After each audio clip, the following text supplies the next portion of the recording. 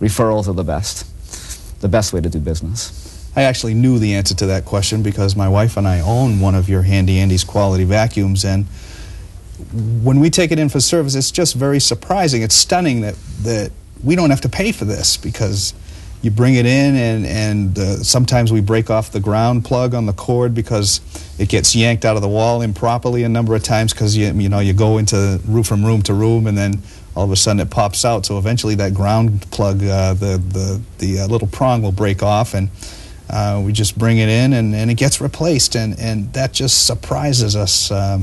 Even though we know we're not going to pay, it just is a rare thing to find this kind of service, and my wife and I are very pleased with this vacuum cleaner.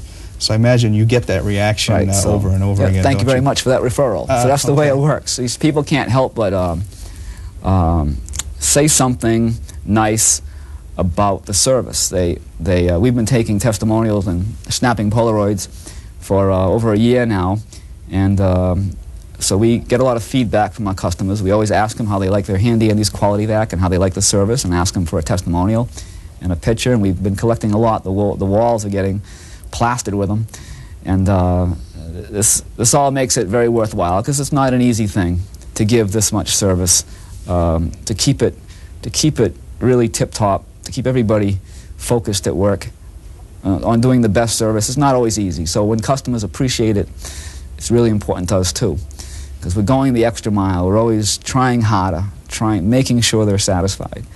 Going an extra mile, as some customers tell me I've done, to make sure they're happy.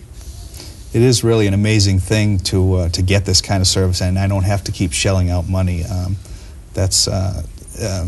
My wife and I was just really pleased with this vacuum cleaner. Now, this level of service is rather rare in business these days. Do you think it's more profitable or less profitable to provide this level of service? Well, for me, it's more profitable. I would be head-to-head with department stores. I would lose. I'd probably be out of business if I kept selling what is available in department stores. I could never have a price as low, or in the price, or in the mind of consumers, I wouldn't be a place to shop. The sales and the best prices are elsewhere. So for me, it has to be done. But not many companies will go that route. They will try to compete with price, and hopefully, they will find a way to do some business that way. It's easier. Don't have to assemble such a crew like I have. You don't have to stick to your guns and stick to your philosophy as much as I have to. I have to bank on the fact that my customers will truly be so satisfied that they would repeat business with me. All these things are important. So I don't think it's an easy task. It evolved over many years. We kept increasing the level of service, kept introducing new features, more and more service, and it's working. So I'm at this point very comfortable. I can depend that business will keep happening for me. It will keep happening over and over and over again. That I really don't need to worry anymore. I have a niche, and that's quite large. We've sold 4,000 vacuums, so I 4,000. Yeah, and it takes longer to get there probably, because you have to convince a lot of customers you do deliver the services you promise. But in the long run, it's very hard to beat. There's always someone willing to pay more for better quality and better service, and we provide that, and it's working for me. So you're a very experienced businessman. What would you say to someone who's trying to start a business these days? What kind of advice might you have for them? Well, you definitely need to be doing something different. It's much easier to sell or provide a better quality product or service than to try and do something the same as someone else does. If you do it exactly the same, what's the reason? It's going to have to be price. You're going to have to sell something for less, and you can see, major department stores go out of business playing that game, offering the best prices all the time, guaranteeing them 110% back if you don't have the lowest price, and it gets to be very, very stressful, I think, for someone who has to do so much advertising about price. But if you start a small business and you have something special, something different, and you work with your customers one at a time. You don't look to do so much volume, but you just look to do some profitable business with enough people to keep you afloat. Then your business will build through the years. It's just not going to happen overnight. But you definitely need something special. You need to do something more to really be on top. You've got to do something different. Advice from a man who knows. Earlier this year here at Cable TV, we had a customer education campaign where we made a number of commercials to remind cable TV customers that for their cable TV box to work right, they had to keep their TV sets on Channel 3. The reason we did this is because a high percentage of calls to our customer service department were because people didn't have their TV sets on 3. And Mark was a very good sport, and he participated in that campaign. Let's take a look at that. Hello, I'm the boss, Handy Andy, with some expert advice. Vacuum cleaner bags are the best way to trap and contain dust for clean air and strong suction. If your vacuum cleaner isn't working right, make sure the bag is installed and change it when it's full. If your TV set with a cable box isn't working right, maybe it's time for a new set, or maybe you just need to put it on Channel 3. For more expert advice on vacuum cleaners and sometimes cable TV, see me, the boss, Handy Andy, and of course, Henry or Paul. Keep it on 3. Mark, thanks for helping us out on educating our customers. Now, at the end of that spot and a number of your commercials, we see Henry and Paul. Who are these guys? Do they know anything about vacuum cleaners? Oh yeah, sure, plenty. See, now these are two employees that were perfect for me as I went through the years looking for the right people. They came along, probably Henry 15 years ago, and Paul right after, his brother. Those two are brothers, and we pretty much all appear to be brothers to a lot of people.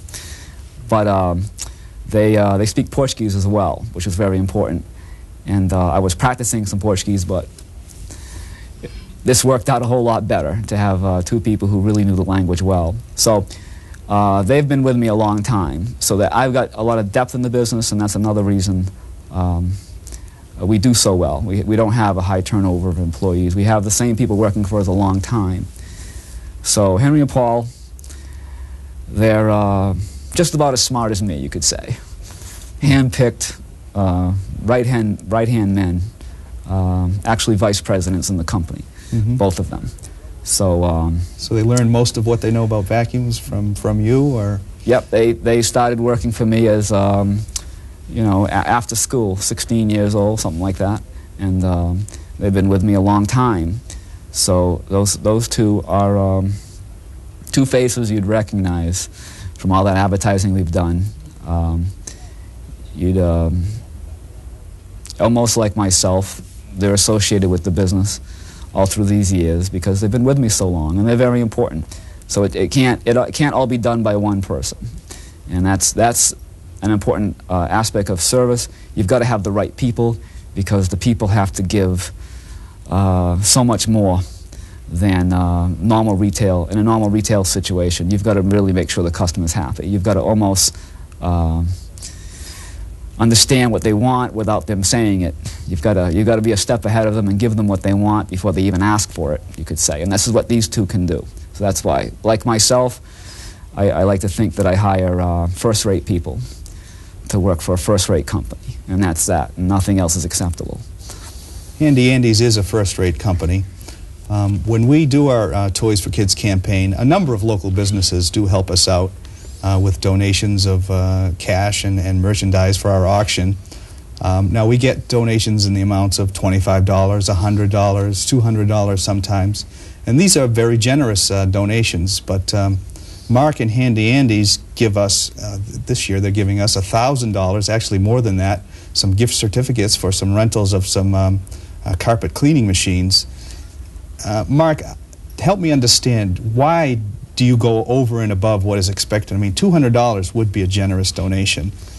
Why do you do what you do?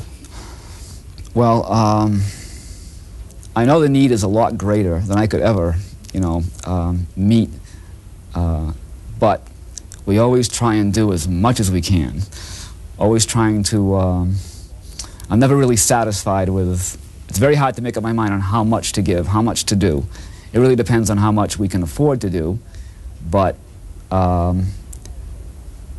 more or less think like, how much can we give? What's the most we can give? How much is enough?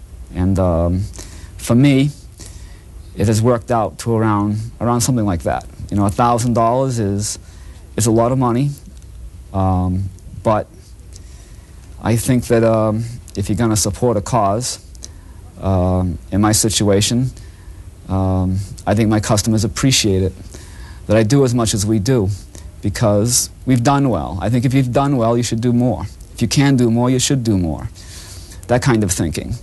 I wouldn't want to just bank it all, you know, and look at it. So put some of it to work and make some people happy, and it certainly doesn't hurt the image of the business. There's nothing wrong with goodwill. It certainly doesn't hurt a business. I think any smart businessman would get all his money back that he puts into charity, and that's another important aspect. It's really not a losing proposition any way you look at it.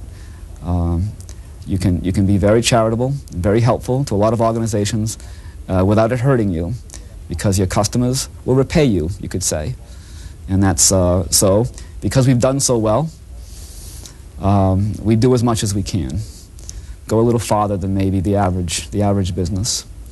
Did you have a ghost of Christmas past experience at some point in your life? Yeah. Well, you were digging there. Yeah, I guess it's, I wonder myself, it's, people's life experiences make a difference, I think, in how they handle things like this. You've got to be conscious, or at least have some experience with it. And we were not well off when I was a kid. My father was a struggling small businessman. When you start a business, there's really no dependable paycheck week to week. So I did not have great Christmases myself. You know, I didn't get what I wanted to get. It was often disappointing, but you know, we got mostly clothes. You know, it's nothing extravagant. Where it appeared that other kids got so much more. So I could say we were poor. I knew what it was to be poor. So I know that some kids get nothing. It's possible. It happens. Nothing. Parents could absolutely afford nothing, and these kids have to be taken care of. I know that in my own experience, a kid looks forward to Christmas. It's the best day of the year. It's the year when all their hopes depend on getting those things that they wish for all year, and they're led to believe it's really going to happen. But circumstances being what they are in the family, maybe someone lost a job, there's been an illness, they may not get anything like they thought they would get, and it doesn't take that much sometimes. $25 gift sometimes just isn't affordable at all. You have to eat or buy a gift, which it's going to be, you know. So the mother decides we're going to have to eat, and the gifts are going to be, you know, just something small, and that's it. You know, maybe something handmade. So all around, there's lots of need, and I know it firsthand, and that's probably another reason. You have to know it. You have to understand that there are people out there who struggle every day trying to make ends meet, and when Christmas comes, you know, it's very, very stressful for them. They can't really provide what they want. So organizations like the Salvation Army, the Toys for Kids program, they help out.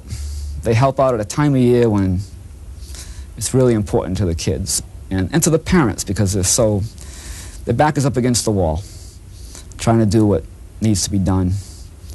And so that's another reason. Mark, I want to thank you very much for your support. You are an extraordinary businessman, and you are an extraordinary human being, and I feel privileged to know you. Thank you very much. Thank you.